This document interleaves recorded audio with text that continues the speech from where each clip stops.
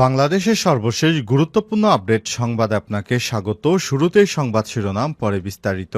শুরুতেই জানাবো, পাচারকৃত কয়েকশত কোটি ডলার এবছরই ফিরে আনা সম্ভব। অর্থ উপদেষ্টা ডক্টর সালেউদ্দিন আহমেদ বলেছেন, বিগত স্বৈরাচারী শেখ হাসিনার সময়ে পাচার হওয়া অর্থ ফিরে আনতে চুক্তিসহ বিভিন্ন প্রক্রিয়া শুরু হয়েছে। এবছরের মধ্যেই কয়েকশত কোটি ডলার দেশে ফিরে আনা সম্ভব। আজ মঙ্গলবার সচিবালয় সরকারি ক্রয় সংক্রান্ত উপদেষ্টা পরিষদ কমিটির বৈঠক শেষে সাংবাদিকদের এক প্রশ্নের জবাবে সব তথ্য জানান তিনি। এরপর জানাবো, পুলিশের এপিসি থেকে ফেলে ইয়ামিনকে হত্যা, 10 জনের বিরুদ্ধে গ্রেপ্তারি পরোয়ানা জারি। জুলাই আন্দোলনের সময় সাভারে পুলিশের আর্মার্ড পার্সোনাল ক্যারিয়ার এপিসি থেকে ফেলে গুলি করে আহসাবুল ইয়ামিনকে হত্যার অভিযোগে আন্তর্জাতিক অপরাধ ট্রাইব্যুনালে মামলা হয়েছে। এই ঘটনায় 10 জনের বিরুদ্ধে গ্রেপ্তারি পরোয়ানা জারি করা হয়েছে। আজ মঙ্গলবার 11 মার্চ আহসাবুল হত্যার সঙ্গে জড়িত 10 জনের বিরুদ্ধে গ্রেপ্তারি পরোয়ানা জারি করেছে আন্তর্জাতিক অপরাধ ট্রাইব্যুনাল। পরানভুক্তদের মধ্যে পুলিশ এবং আওয়ামী লীগের নেতাকর্মীরা রয়েছে। এদিকে ঢাকায় টিউলিপের ফ্ল্যাটের সন্ধান পেয়েছে দুদক। ঢাকার গুলশানে বাংলাদেশের সাবেক প্রধানমন্ত্রী শেখ হাসিনার ভাগ্নি টিউলিপ সিদ্দিকের ফ্ল্যাটের সন্ধান পেয়েছে দুর্নীতি দমন কমিশন দুদক। আজ মঙ্গলবার 11 মার্চ দুদক সূত্র থেকে এসব তথ্য জানা গেছে। এবারে জানাবো, সুদা সদন সহ শেখ হাসিনা পরিবারের সম্পত্তি জব্দের আদেশ। ছাত্র জনতার আন্দোলনে ভারতে পালিয়ে যাওয়া সাবেক প্রধানমন্ত্রী শেখ হাসিনার পরিবারের ধানমন্ডি সুদা সদন সহ কিছু সম্পত্তি জব্দের আদেশ দিয়েছে আদালত। যাদের সম্পত্তি জব্দ করা হয়েছে তারা হলেন সজীব ওয়াজেদ জয়, সাইমা ওয়াজেদ পুতুল, শেখ রেহানা সিদ্দিক, টিউলিপ সিদ্দিক ও রেদওয়ান মুজিব সিদ্দিক। এদিকে এনসিপির ইফতারে যাবেন বিএনপি নেতা মঈন খান এবং সালাউদ্দিন আহমেদ। জাতীয় নাগরিক পার্টি এনসিপির উদ্যোগে রাজনৈতিক দলগুলোর সম্মানে ইফতার মাহফিলে বিএনপি থেকে দলটির স্থায়ী কমিটির সদস্য ড আব্দুল মঈন খান, সালাউদ্দিন আহমেদ যোগ দিবেন বলে জানা গেছে। বিএনপি মিডিয়ার সেলের সদস্য সাইরুল কবির খান বিষয়টি নিশ্চিত করেছেন। এবং সর্বশেষ জানাবো, ধর্ষকদের সর্বোচ্চ শাস্তির দাবিতে শাহবাগে অবস্থান কর্মসূচি শিক্ষার্থীরা। ধর্ষণের প্রতিবাদ ও ধর্ষকদের সর্বোচ্চ শাস্তি মৃত্যুদণ্ড নিশ্চিত করার দাবিতে রাজধানীর শাহবাগে সকাল সন্ধ্যা অবস্থান কর্মসূচি পালন করছেন 30টি কলেজের শিক্ষার্থীরা।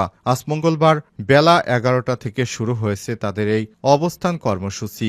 এ সময় তারা উই ওয়ান্ট জাস্টিস, ধর্ষকদের ফাঁসি চাই, জেগেছে রে জেগেছে, ছাত্র সমাজ জেগেছে ইত্যাদি স্লোগান দিতে থাকেন। 30টি কলেজের শিক্ষার্থীরা তারা ঢাকার শাহবাগে এসে জড়ো হয়েছেন। তারা ধর্ষকদের সর্বোচ্চ শাস্তি মৃত্যুদণ্ড দেওয়ার জন্য সরকারের প্রতি আহ্বান জানাচ্ছেন। প্রিয় দর্শক, এতক্ষণ শুনছিলেন সংবাদ শিরোনাম, এবারে বিস্তারিত।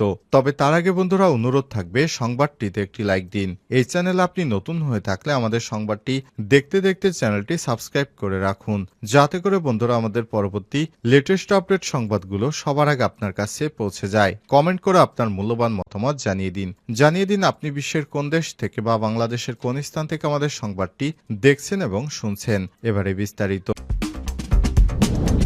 পাচারকৃত কয়েকশো কোটি ডলার এবছরেই ফিরিয়ে আনা সম্ভব বললেন অর্থ উপদেষ্টা। বাংলাদেশের বাণিজ্য ও অর্থ উপদেষ্টা সালেউদ্দিন আহমেদ বলেছেন, বিগত স্বৈরাচারের সরকারের সময় বিশ্বের বিভিন্ন দেশে বাংলাদেশ থেকে 240 বিলিয়ন ডলার বা 240 কোটি ডলার পাচার হয়েছে।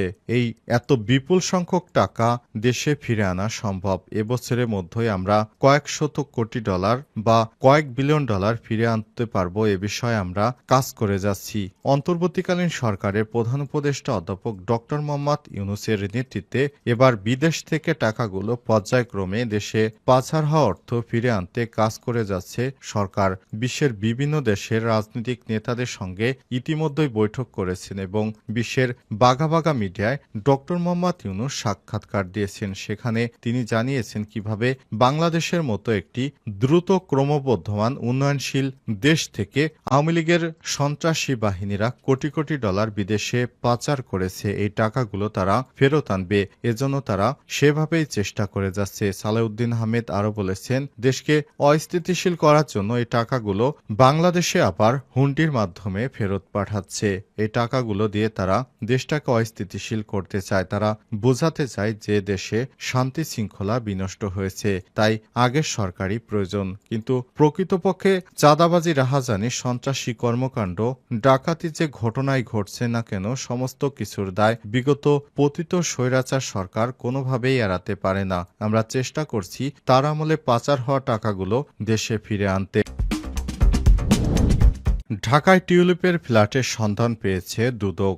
ঢাকার গুলশানে বাংলাদেশের সাবেক প্রধানমন্ত্রী শেখ হাসিনার ভাগ্নি টিউলিপ সিদ্দিকের ফ্ল্যাটের সন্ধান পেয়েছে দুর্নীতি দমন কমিশন দুদক। আজ মঙ্গলবার 11 মার্চ দুদকের সূত্র থেকে সব তথ্য জানা গেছে। এর আগে সোমবার 10 মার্চ এক সংবাদ সম্মেলনে প্রধান উপদেষ্টার প্রেস সচিব শফিকুল আলম জানান, কেম্যান দ্বীপপুঞ্জ ও 5টি দেশে শেখ হাসিনা তার পরিবারের সদস্যদের নামে 635 কোটি টাকার খোঁজ পাওয়া গেছে। প্রেস সচিব আরও বলেছেন, যুক্তরাষ্ট্র, যুক্তরাজ্য, Singapore, Malaysia, Canada, Hong Kong, Cayman দ্বীপপুঞ্জে হাসিনার পরিবারের সদস্যদের ব্যাপক সম্পদের খোঁজ পাওয়া গেছে। 124টি ব্যাংক অ্যাকাউন্ট থেকে 635 কোটি টাকার সন্ধান ইতিমধ্যেই পাওয়া গেছে। তিনি আরও বলেন, রাজুকে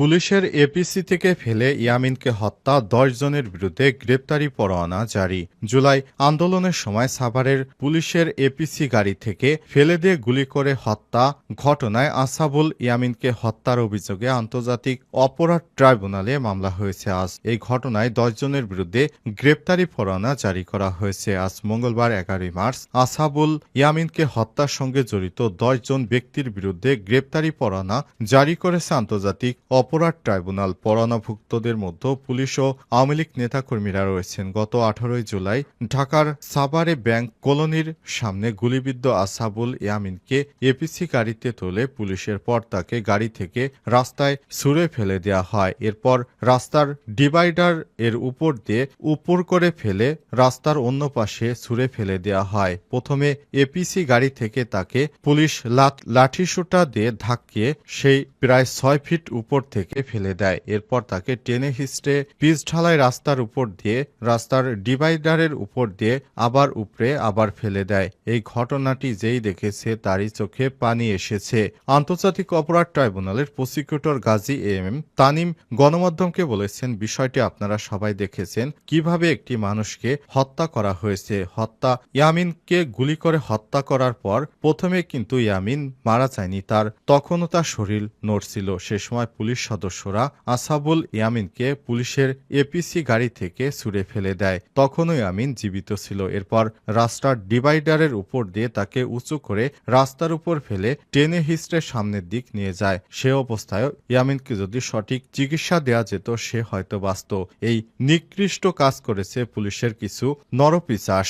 এদের বিরুদ্ধে গ্রেপ্তারি পরোয়ানা জারি করা হয়েছে। এখন পর্যন্ত জুলাই আগস্টে গণহত্যার ঘটনায় আনুষ্ঠানিকভাবে 20টি মামলা দায়ের করেছে আন্তর্জাতিক অপরাধ ট্রাইব্যুনাল।